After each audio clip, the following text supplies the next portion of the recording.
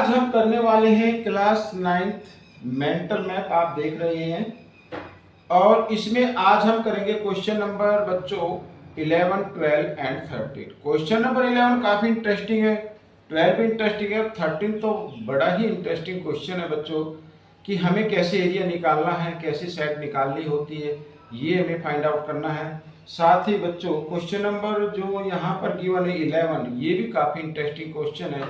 और इससे तो मैं कहता हूँ शॉर्ट ट्रिक से आप कीजिए। आप क्वेश्चन देखकर, जैसे क्वेश्चन अब हम 11 करने वाले हैं, तो ये क्वेश्चन ऐसा है कि क्वेश्चन देखकर ही आप इसका आंसर बता सकते हैं। इस टाइप का अगर कोई क्वेश्चन आता है, ठीक है ना, फॉर्मूला एक ही लगाना है तो आप देखकर ही आंसर बता सकते हैं, लेकिन मैं एक्सप्लेन करूंगा, ठीक है। तो आपको क्या करना है, ज्यादा से ज्यादा प्रैक्टिस करनी है, अच्छी रैंक लेके आनी है, अच्छे मार्क्स लेके आने, ठीक है। आइए चलते हैं अपनी टेबल पर। ये रहा प्रश्न नंबर 6। समबाहु त्रिभुज की माध्यिका की लंबाई वर्गमूल 3 सेंटीमीटर है, त्रिभुज का क्षेत्रफल बताना है, ठीक है। देखो मान लो ये एक समबाहु त्रिभुज है, ठीक है, ये ABC एक क्या है, समबाहु त्रिभुज है। इसकी जो माध्यिका होगी वो BC पर आ रही है, तो BC पर क्या होगी, लंब होगी।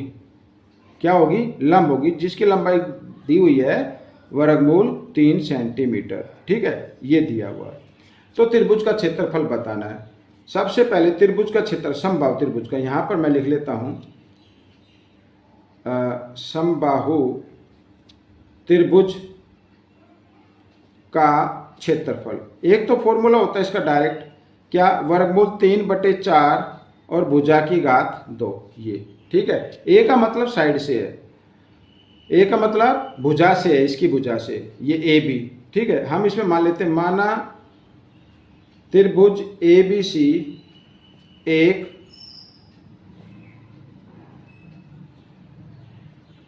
समबाहु त्रिभुज है, ठीक है, जिसमें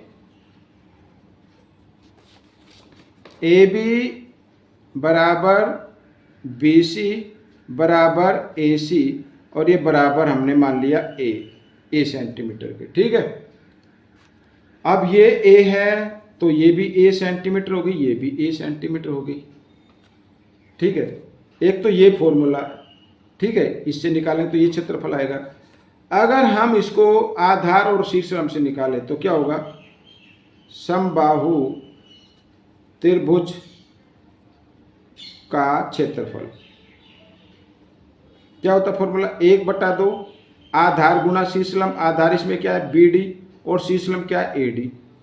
भाई मैंने कई बार बताया, अब भी बता रहा हूं कि समबाहु त्रिभुज के अंदर अगर माध्यिका है तो वो समबाहु त्रिभुज में लंब होती है। किसी भी भुजा पर अगर यहां से जाएगी तो AC पर लंब होगी, अगर इसी शीर्ष से जाएगी तो AB पर लंब होगी। अब शीर्ष A से आ रही तो BC पर क्या होगी, लंब होगी, ठीक है, ये होता है। तो 1/2 BD हमने मान ली A और AD क्या है, वर्गमूल 3, ठीक है।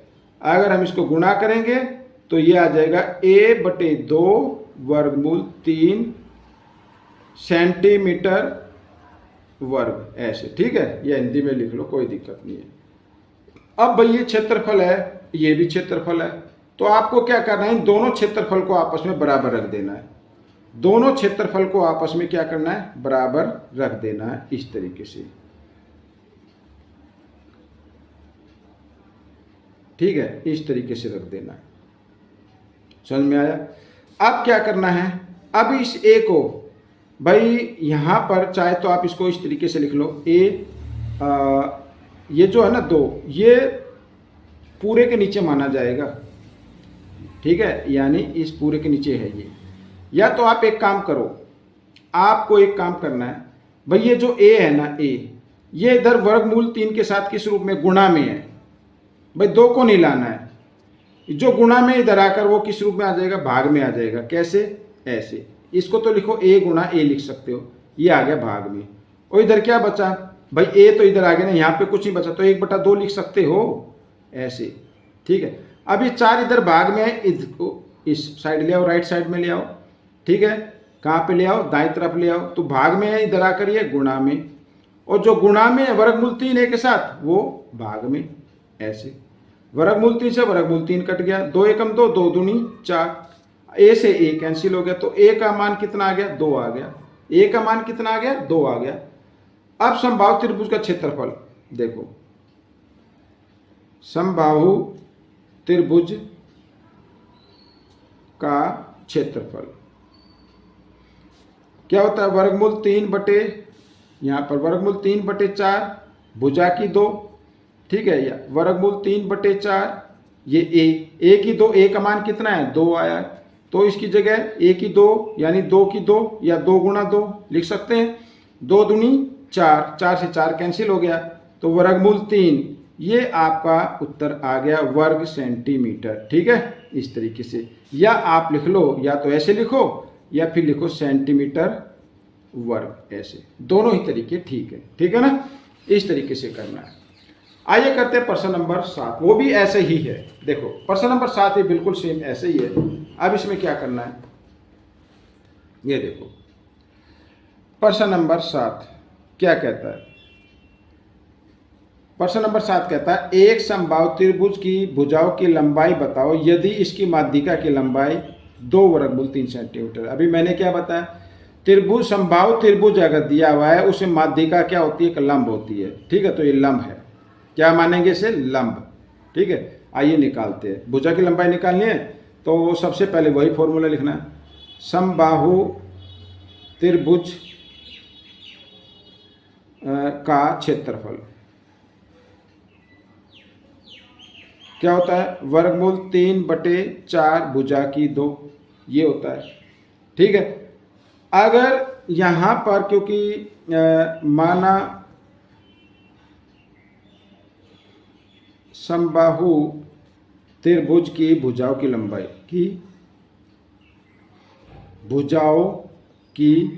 लंबाई a सेंटीमीटर है, यानी a सेंटीमीटर है। देखो ये भी a और ये भी a, ऐसे बोल रहा हूं मैं।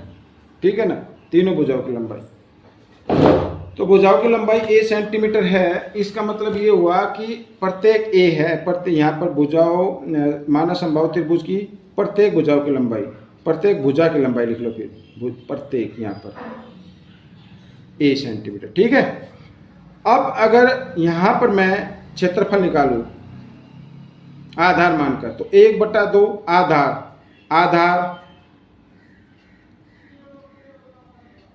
गुणा शीर्षलंब। शीर्षलंब क्या होगा, ये जो माध्यिका दी हुई है, यानी 2 वर्गमूल 3 ये होगा।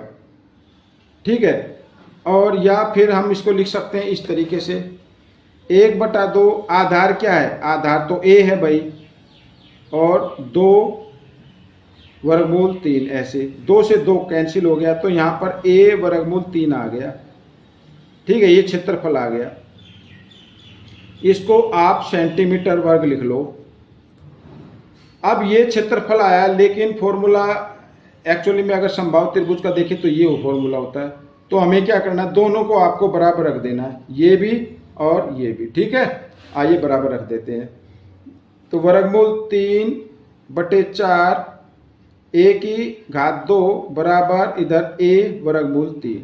अब a को ले आओ इस तरफ, तो इधर a गुणा a लिखेंगे, फिर a इधर गुणा में इधर आकर ये भाग में हो जाएगा, और वर्गमूल 3 इधर ये 4 भाग में, तो इधर आकर गुणा में हो जाएगा, और वर्गमूल 3 गुणा में, तो इधर आकर ये भाग में हो जाएगा। बराबर के निशान से इधर उधर जाते हैं तो उनके निशान चेंज हो जाते हैं। वर्गमूल 3 से वर्गमूल 3 कट गया, a से a कैंसिल हो गया, तो यहाँ पर a बराबर आ गया 4। यही हमें ज्ञात करना था। भुजाओं की लंबाई बतानी, तो भुजा की लंबाई आ गई 4 सेंटीमीटर। ठीक है, क्या आ गई, 4 सेंटीमीटर। ठीक है, मैं लिख देता हूं, समबाहु त्रिभुज में प्रत्येक भुजा की लंबाई बराबर 4 सेंटीमीटर है। ठीक है, ये प्रश्न आपका हल हो गया। तो इस तरीके से आपको करना है, प्रैक्टिस जरूर करनी भाई, बिना प्रैक्टिस कुछ नहीं होगा। ठीक है, अब हम मिलेंगे अगले प्रश्न पर, तब तक आप वीडियो को देखें और देखकर प्रैक्टिस शुरू करें। वीडियो देखने के लिए धन्यवाद।